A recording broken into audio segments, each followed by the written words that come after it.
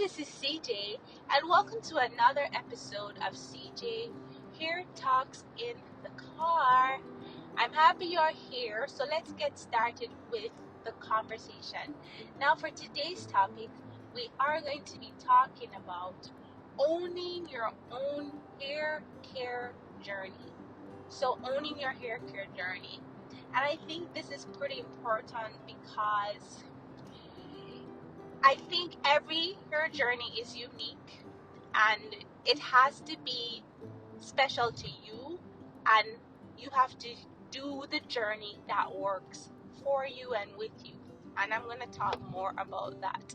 Now, this conversation is inspired from a post that I read that a young lady by the name of Pamela Young.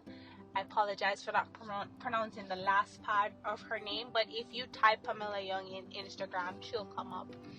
And she was sharing in her post that the very thing of, once you can own your space and know that this is your journey and you're the only one who knows about your journey, you're the only one who's going to understand your hair and scalp. And I thought that was just really, really a great statement to make, because even though we get inspiration from others, even though she may speak to me, I may speak to you, the goal is that you take whatever you receive and you make it your own. That means that we all have to put in the work to start to learning to understand our own hair. The great thing about information is that it helps you now to start including things that you probably never included before. It helps you to make other choices and start thinking about your hair differently, right? So it's good to have information, it's good to have motivation, it's good to have mentorship and just someone who can kind of help you and guide you along the way. But they are going to share what has worked for them, and it is important that as we are taking that information, we can now hold it and say, okay, how does this really apply to my hair, and how is it that I can make my hair care routine better? And so that's why I really loved her post.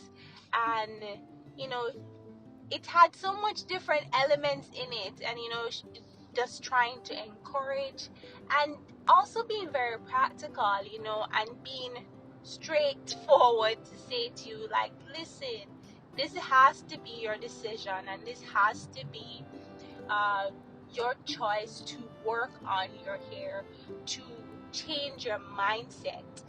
She made a bold statement too when she said that we have to break some of the rules that, our minds, the habits that we've created over time, the negative things, and that really registered with me, because that was something I talked about, releasing negative thoughts. And there are things that may be behind the scenes that we have not really acknowledged as to how we really feel about our hair. And what happens is that it just comes out in our actions, it comes out in our response, it comes out in the way we take care of our hair.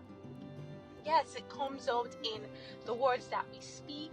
It just shows a lot in our actions. And so our actions can really show us or give us some hint and some clues that, hey, something is behind it all.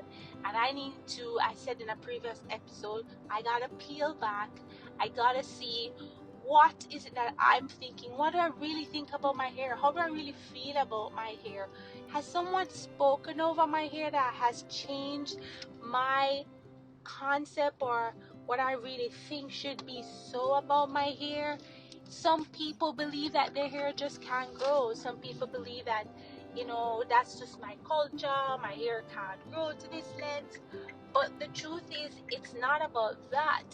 It's about the fact that we don't believe our hair can grow because we don't love our hair, and we don't see our hair as a crown and something that can be nurtured and taken care of. So I really liked how she kind of just bring that out, right? And and to add to that, she said, it's your hair journey. As I said earlier, no one knows your hair and your scalp better than you do. No one. And we have to understand that. Nobody knows our hair. Nobody knows when our scalp is dry or our hair is dry. They're not going to know. You know. And that's why I share with you that we have to find what our hair likes. We have to, it's going to take a little bit. And especially if that is something that you normally did not do, you have to start finding what your hair likes. And you have to start just really little by little adding these things, taking away what your hair doesn't need. So you gotta find out what your hair doesn't like. If your hair doesn't like a thing, you stop using it, and then you start adding things that are of benefit for your hair. Doing habits. There are habits that we've had over time that have been, whether it's been culture, or this is how my mother did it or my grandmother did it. There's some things that we've done that I believe that has really affected just the capacity for us to really have a great hair journey or to see awesome results. I want to see how much my hair can maximize and grow and in a healthy and awesome way. I want to see it. I want to experience it. I want to experience everything that my hair is supposed to be, and I refuse to accept that my hair has limitations, that it can't grow and it can't flourish. I refuse to accept that my hair can't be, full and long and big. No, I want that, and I believe it's possible. Just like other ethnic groups, our hair grows. Everybody's hair can grow. And it's something that we have to believe in. It's not just tied to one thing. And the truth is, there was a time when I thought only a specific kind of people can grow hair or have full hair and long hair. There was a time I thought that way. And it was such a limiting belief because you just feel like, hey, I'm black, I don't think my hair can grow any longer than it is. And yeah, I see others, I'll just fake it, But to see that there are young women around, even in our social space, that are really changing the perspective, removing the narrative and saying, listen, everyone, it is possible for your hair to grow. And that for me is just amazing, and it is so moving and so encouraging, and it's moving me to action to keep going, because I want to see the very thing that's happening with them, I want to see it reflected in my life, and see my hair achieve its greatest potential, so it's an exciting place for me, and I'm really, really excited about it, and I'm thankful for the opportunity. I'm just so excited. But yeah, it is just a great place, and you see, this kind of attitude or this kind of feeling, it only comes full circle when you just really love your hair, when you really care about your hair, when you are not just going with the flow, whatever. No, your hair is worthy of your care and attention. It is worthy of it, and we should take care of our hair, right? And as I said, I loved how she kind of just broke it down in that little post. and that post was just so awesome. And yeah, so I'm encouraged, and there are a lot of other beauties that I follow. As I last episode I talked about Lindsay Chris 12. Yeah, and so for me, that's my journey. I want to keep going, and so I want to keep it going and keep motivated.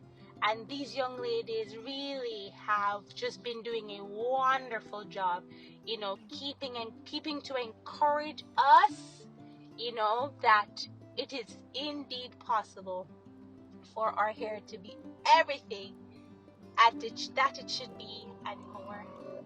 I'm grateful for that. So I just want to send a big shout out to all the beauties who, as I'm going to try in these episodes to kind of just give shout outs to those beauties that are inspiring me. And I just want to say thank you guys for sharing your journeys. Thank you for choosing to honor your hair and honor your hair journey and bringing us along on the journey with you. All right, thanks for listening, guys. Have a great one, and we'll talk soon. Please remember, do like, comment, subscribe, let's share, and tell me how do you own your space and own your own hair, and how is that journey going for you, and who's there to motivate you? Is there someone that you've been just really tuning into? Let's talk about it, and let's share. All right, so have a great one, and we'll talk soon. Bye bye.